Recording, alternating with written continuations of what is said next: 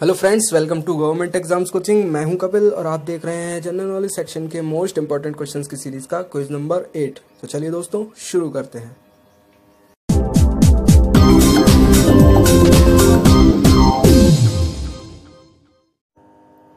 Question number 176, Maurya वंश का संस्थापक कौन था? मौर्य वंश का संस्थापक कौन था? देखिए, मौर्य राजवंश जो था वो प्राचीन भारत का एक प्रमुख राजवंश था जिसने 322 ईसा पूर्व से 185 ईसा पूर्व तक लगभग 137 वर्ष तक भारत में राज्य किया। इसकी स्थापना का श्रेय जो है वो चंद्रगुप्त मौर्य और उसके प्रधान और उसके मंत्री आचार्य चाणक्य को दिया जाता है, जिन्होंने नंद वंश के सम्राट घनानंद को पराजित किया।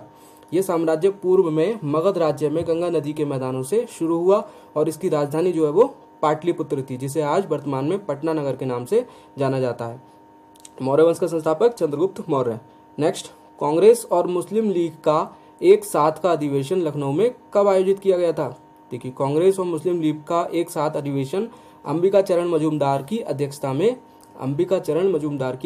1916 में लखनऊ में संपन्न हुआ। इस अधिवेशन में मुस्लिम लीग के नेता मोहम्मद अली जिन्ना एवं कांग्रेस के मध्य एक समझौता हुआ। इस समझौते के तहत कांग्रेस ने मुस्लिम लीग की सांप्रदायिक प्रतिनिधित्व की मांग को जो है वो स्वीकार किया था।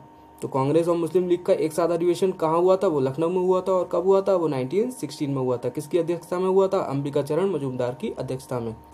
नेक्स्ट, भारत में चीनी का सबसे बड़ा उत्पादक राज्य कौन सा है? भारत में चीनी का सबसे बड़ा उत्पादक राज्य है उत्तर प्रदेश। चीनी का सबसे बड़ा उत्पादक राज्य उत्तर प्रदेश है।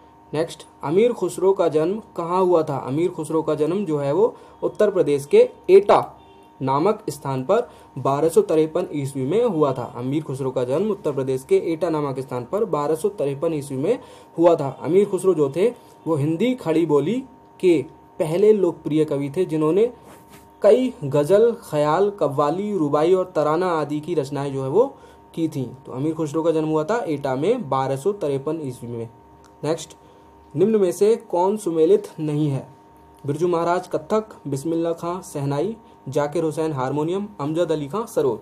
देखिए, बिरजू महाराज जो है वो कत्थक से संबंधित है, बिस्मिल्लाह खां शहनाई से, जाकिर हुसैन जो है वो तबला से संबंधित है और अमजद अली खां सरोद से ही है। तो जाकिर हुसैन हारमोनियम रॉन्ग है, सी जो है वो उसका आंसर सही है।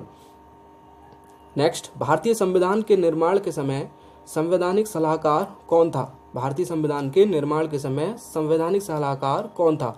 तो वो थे BN राव। भारतीय संविधान के निर्माण के समय संविधान सलाहकार कौन थे? BN राव। नेक्स्ट, धनराज पिल्ले किस खेल के प्रसिद्ध खिलाड़ी हैं? धनराज पिल्ले जो है वो हॉकी के प्रसिद्ध खिलाड़ी हैं। धनराज पिल्ले हॉकी के प्रसिद्ध खिलाड़ी हैं। Next, the wings of fire के लेखक कौन है?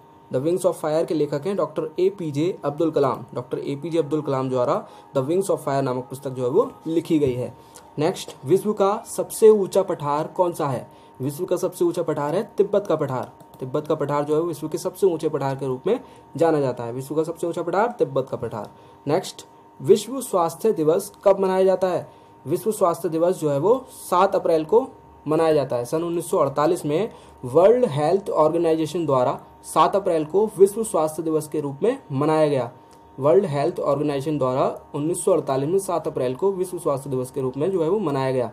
तब से लेकर आज तक 7 अप्रैल को विश्व स्वास्थ्य दिवस के रूप में मनाया जाता है। 7 अप्रैल विश्व स्वास्थ्य दिवस को मनाया जाता है। नेक्स्ट, कौन सा आयोग भारत के केंद्र राज्य संबंधों से संबंधित है? कौन सा आयोग भारत के केंद्र राज्य संबंधों से संबंधित है? देखिए, सरकारिया आयोग का गठन जो है वो जून 1983 यानी 1983 में भारत सरकार द्वारा किया गया था। सरकारिया आयोग का गठन जून 1983 में भारत सरकार द्वारा किया गया था और इसके अध्यक्ष जो थे वो सर्वोच्च न्यायालय के सेवानिवृत्त न्यायाधीश न्यायमूर्ति राजेंद्र सिंह सरकारिया थे। और इसका कार्य जो था वो भारत के केंद्र राज्य संबंधों से संबंधित शक्ति संतुलन पर अपनी राय देना था। तो भारत के केंद्र राज्य संबंधों से संबंधित है सरकारिया आयोग। इसका कार्य क्या था? इसका कार्य था भारत के केंद्र राज्य संबंधों से संबंधित शक्ति संतुलन पर अपनी राय देना। नेक्स्ट, भारत रत्न से सम्मानित किए जाने वाले प्रथम वैज्ञानिक कौन थे? भारत रत्न से सम्मानित किए जाने वाले प्रथम वैज्ञानिक थे CV रमन। चंद्रशेखर वेंकट रमन जो थे भारत के एक महान वैज्ञानिक थे। उन्हीं के नाम से खोजे गए उनके रमन प्रभाव व प्रकाश के प्रकीर्णन की खोज के लिए उन्हें वर्ष 1930 में भौतिकी का नोबेल पुरस्कार दिया गया था। 1930 में उनके रमन प्रभाव की खोज के लिए उन्हें भौतिकी का नोबेल पुरस्कार जो है वो उन्हें दिया गया था 1930 में, 1930 में। नेक्स्ट, शिक्षा की 10+2+3 प्रणाली का विचार सर्वप्रथम किस कमीशन ने प्रस्तुत किया? शिक्षा की 10+2+3 प्रणाली का विचार सर्वप्रथम किस कमीशन ने प्रस्तुत किया? तो शिक्षा की 10+2+3 प्रणाली का विचार जो है वो सर्वप्रथम कोठारी कमीशन ने प्रस्तुत किया। कोठारी कमीशन ने प्रस्तुत किया।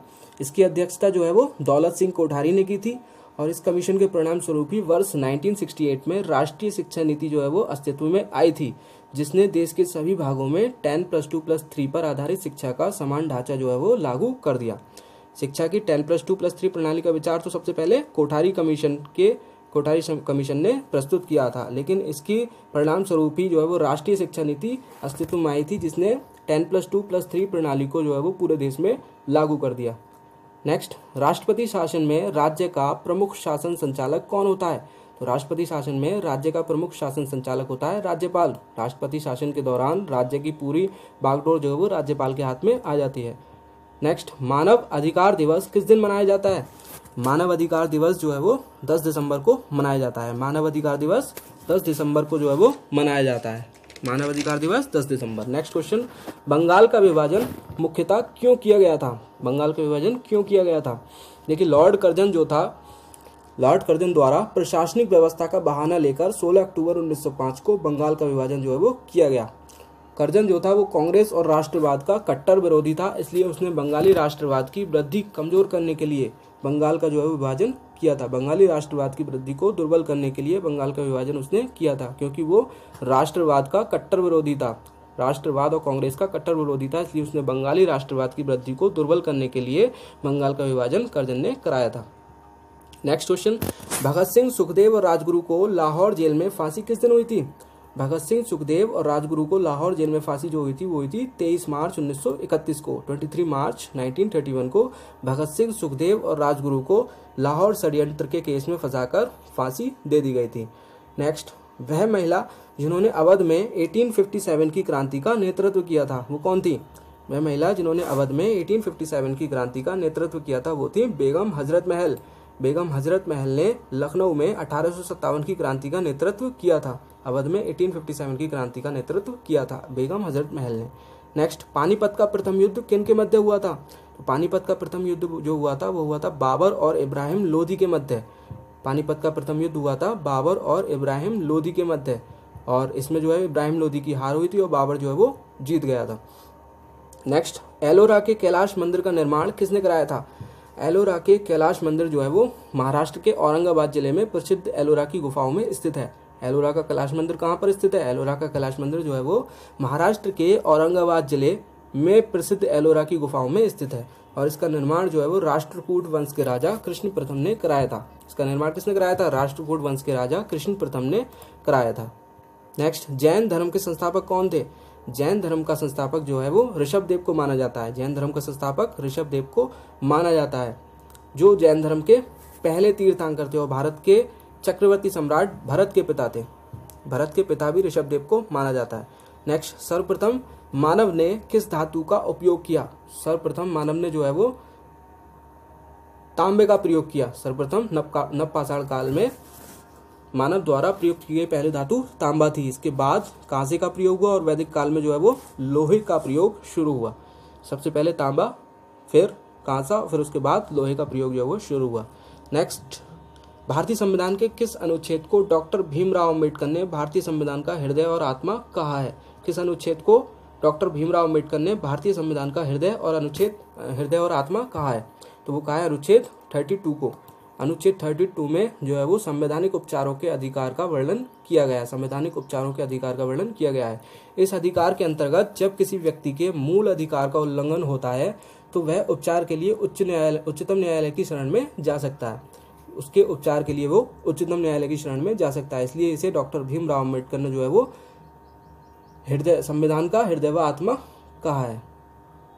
नेक्स्ट, संवैधानिक उपचारों का अधिकार किन परिस्थितियों में निलंबित हो जाता है? संवैधानिक उपचारों का अधिकार जो अनुच्छेद 32 में वर्णित किया गया है वो किन परिस्थितियों में निलंबित हो जाता है, वो हो जाता है आपात स्थिति की घोषणा के दौरान। आपातकाल की स्थिति अगर हो जाती है तो वो जो उच्चतम न्यायालय है वो उसको निलंबित कर सकता है। नेक्स्ट, पंचायती राज व्यवस्था का सबसे छोटा अंग होता है। पंचायती राज व्यवस्था का सबसे छोटा अंग कौन सा होता है? देखिए, पंचायती राज व्यवस्था के 3 अंग होते हैं। पहला ग्राम पंचायत, दूसरा पंचायत समिति और तीसरा जिला परिषद। तो सबसे छोटे स्तर पर जो होता है वो होता है ग्राम पंचायत, मिडिल लेवल पर होता है पंचायत समिति और सबसे हाई लेवल पर जिला परिषद।